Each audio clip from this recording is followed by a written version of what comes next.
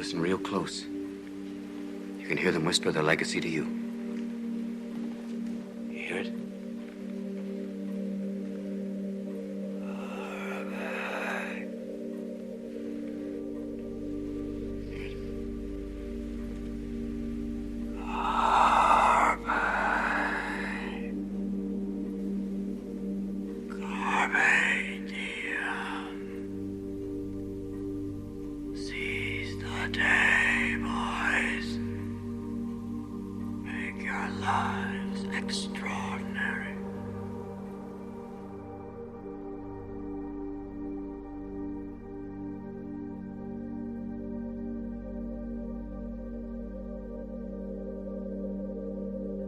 Hello there, I hope you're well wherever you are. Today I'm going to go through a discourse given by J.G.Bennett and make some commentary on it. I will also have a little look at the Bhagavad Gita and see the similarity between Gurdjieff's ideas of living and Krishna's. But let me start with this. It's said in the Kali Yuga, the era of great decline of humanity, that the lifespans of people will shorten. And I was in a playground last week, listening to the children who were 5 or 6 years old, but had very bright personalities. It was as if they had already arrived into the image of adulthood, leaving no space for any kind of normal development to happen to them. I also happened to read this week that for many young people around the world, puberty is starting earlier, 1 year, 2 years earlier. Again, they are skipping development, the horizon and scale of their lives shrinking. That's how it seems. Well, let's begin with J.G.Bennett then. The man about whom I'm going to speak tonight, that is George Gurdjieff, never gave up seeking for the answer to the question why. And it is that that gives him a peculiar significance for our present time. Now, J.G.Bennett was always a joy to listen to. He's very much like Alan Watts in that regard. He has a silky voice. Gurdjieff said that J.G.Bennett had a complete astral body and is emanating some kind of good feeling from it. But here I think he is quite wrong. Gurdjieff wasn't always seeking for answers. He had found answers. He had reached his own personal immortality and was starting to create from the other side. The music, the teaching, the movements, his book, these were all creations of a conscious man who had reached a very high level. He was not seeking anymore. He was doing. But J.G.Bennett says that he was seeking because J.G.Bennett does not understand the difference between seeking and finding, between the drama of a spiritual journey and having concrete results, right here, right now, in the small things of life, actually attempting to boil an egg, actually attempting to paint a wall, concrete and solid things. Because generally we've already been put off this question, either by being told that God made it, and it is God's business, and God alone knows, and it is not our business to inquire. Or else that there is no other meaning and purpose to life except what we people bring into it. That if there are purposes, they're all man-made purposes. And therefore, the answer to the question, why do we exist, is to satisfy our own purposes as they arise in us. Bennett says that in one part of society we are told that God only knows. Now he's talking about the priests in Christianity, that God knows and you must obey. What he's really reflecting is the discomfort modern people have with having an authority above them and with learning something from another man and accepting that you do not know. And he is a man that comes from this modern mentality. In the second part, Bennett once again makes a very subtle error in understanding. Can life be just about us men and our selfish desires? That's his question. But what if mankind lives in a slightly wrong way that prevents them from feeling life correctly?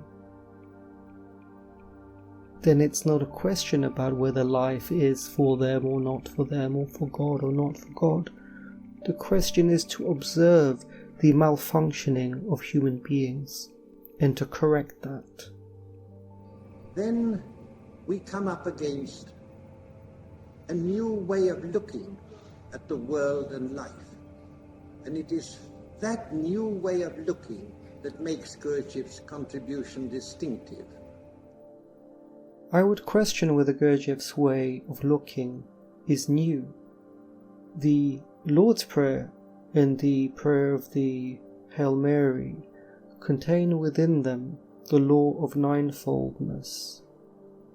I noticed on Sunday that at certain moments the priest has his hands raised and he makes symbols that are to be seen from above. What we are dealing with is a teaching and a school that is extremely ancient. Christianity may be 10,000 years old and still functions, and yet it exists in a land where people do not understand it. But I wonder if the priests still do understand it inside, from the animal. The question is, are we to go back to such an ancient view that man exists here to serve a purpose that's not his own? Is he here only to be used for something? And the answer is given to this in Beelzebub's Tales, when Gurdjieff talks about the strange property of the fifth, that the results can flow outwards or inwards, and that therefore there are men who function outwards or men who are functioning for themselves. At least that is or was the design. However, Gurdjieff also says that human beings have fallen out of the design.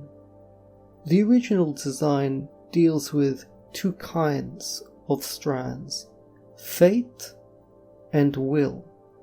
Will is a property of the religious man. Fate is the course of life of the non-religious man. But due to the crystallization of the two systems Zustalt and the false self, the mind that is not their own and that is not natural for them to have, human beings exist in a third state, highly unnatural one, which is the law of accident. And so when considering our situation, it is not simply a question of following or organizing the octave within ourselves, but we must remove the wrong work that has crystallized in the fallen men of the earth. In another part of this talk, Bennett talks about the incredible discovery of modern science that Earth is not in the center of the universe. But I would say differently. Any man who considers himself to live in the center feels his own center. That is the meaning of that. And that's why his theories about the Earth being in the center of the universe actually reflect an integrity and a coherence of his being. And once humanity started talking about the trillions of galaxies and we're just a nothing floating around, the meaning of that is that they no longer sense their true self, and they have fallen out of their spiritual divinity, all of which they talk up as if it's a great discovery. Gautama Buddha appealed to reason He said, you see life, you see that this life is not satisfying. Now here Bennett is talking about Gautama Buddha. Why? Sounds very impressive. If you listen to a lecture from somebody and in the middle he says, Gautama Buddha, you'll be very impressed. This ugly habit that people have of needing to impress people is a kind of slavery. What does Bennett know about Buddha? Buddha didn't really appeal to reason. He appealed to a certain kind of meditation. I've personally done many long retreats. Did Bennett? And if he didn't, why does he talk about Gautama Buddha? I'm sure there are many ladies falling over themselves when he says that. I read this morning from Gurdjieff. There are many things worse than black magic, such as various occult and theosophical societies and groups.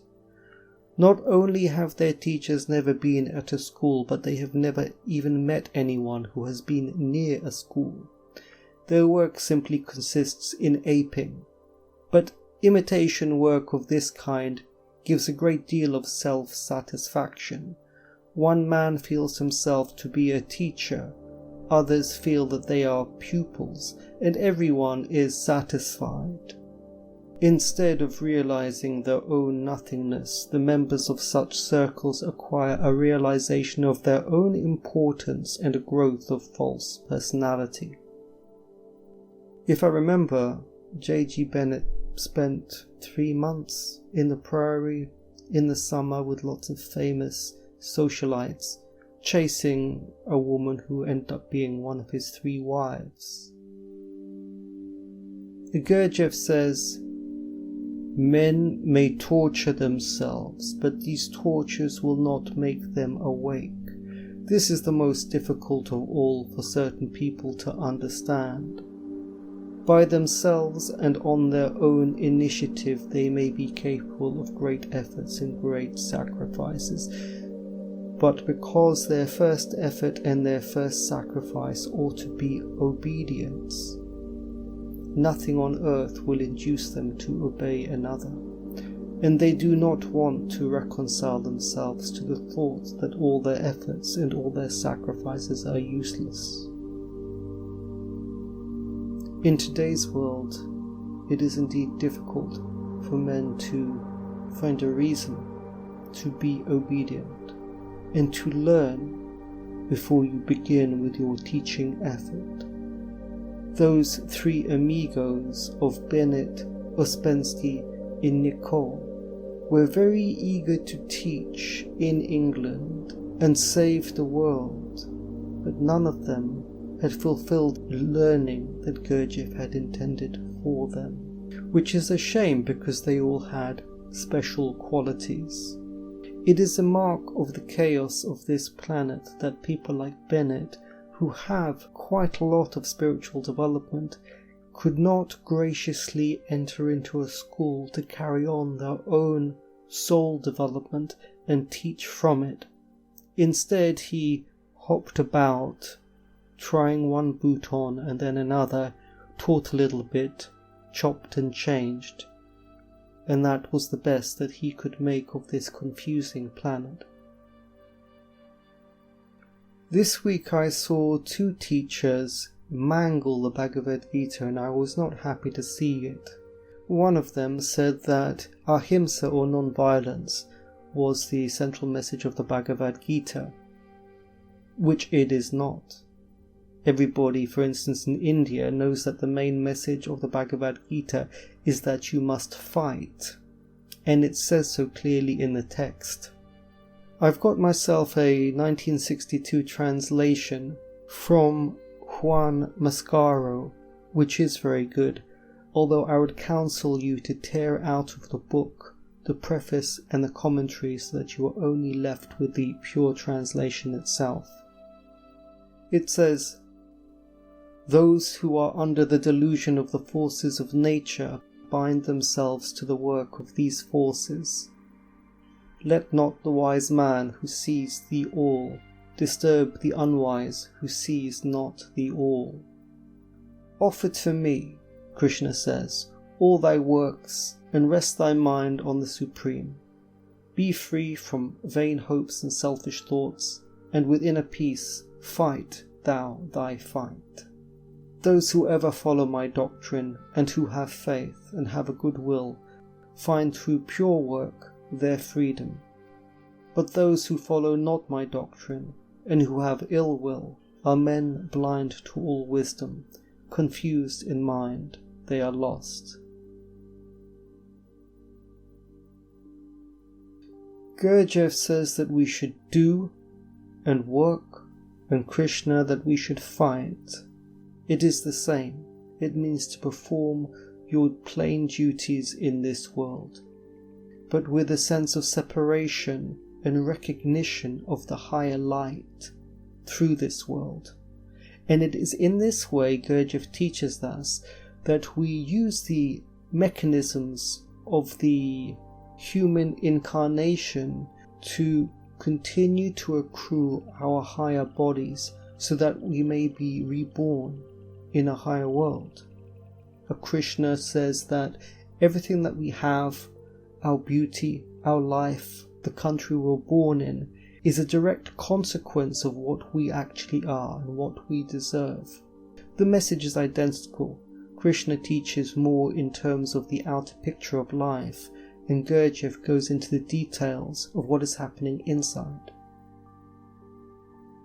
Krishna says, "Do thy duty, even if it be humble, rather than another's, even if it be great. To die in one's duty is life, to live in another's is death." Today, one of the main manifestations of this is that people have got very big ideas of utopian saving the world, electric cars and so on. They do not do their duty anymore, leaving that to the vacuum cleaner or somebody else that they conveniently forget about. Krishna says, "Desire has found a place in man's senses and mind and reason. Through these it blinds the soul after having overclouded wisdom. Set thou therefore thy senses in harmony, and then slay thou sinful desire, the destroyer of vision and wisdom." Now what's Gurdjieff's equivalent? Well, Gurdjieff said that we have 3 types of intelligences inside of us: physical, emotional, and intellectual intelligence, and that we should keep these intelligences pure and clean and unadulterated.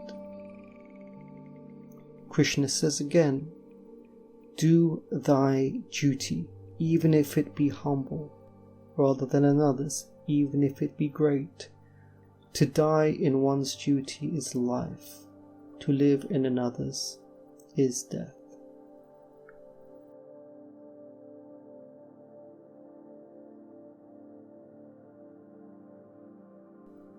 There's another good section from Gurdjieff on language. It says, "It is quite clear that for proper study and exact exchange of thoughts, then an exact language is necessary, which would make it possible to establish what a man actually means. To make it possible to establish what a man actually means would include an indication of the point of view from which a given concept is taken, and determine the center of gravity of this concept. The fundamental property of the new language is that all ideas in it are concentrated around one idea. That is, they are taken in their mutual relationship from the point of view of one idea. This idea is the idea of evolution. Of course, not evolution in the sense of mechanical evolution, because such an evolution does not exist, but in the sense of a conscious and volitional evolution, which alone is possible." Gurdjieff teaches that life does not exist for no reason. It is trying to do something, and we should be trying to do something, and that is a conscious life. You may be a dancer, and you are learning, perhaps more with the moving center and the emotional center, but you are learning. as you move your body, you have a language that is related to the movement of the body and the movement of the dance. And that language becomes illuminated and conscious. And from there you can point it towards God, because it is a living thing. It is the same thing with aeronautical engineers who need a specialized type of language to communicate the thoughts and feelings, ideas and conceptualization that they have for the work that they are doing. And that language starts to live and become illuminated. And from that it can be pointed upwards to higher goals. And as soon as the work in that field dies or becomes mechanized or becomes afraid, then the entire industry dies and the language is no longer illuminated. The point is that only if you work well on the human world do you create enough light, a living platform, and from that you can try to reach higher goals and connect the worlds together.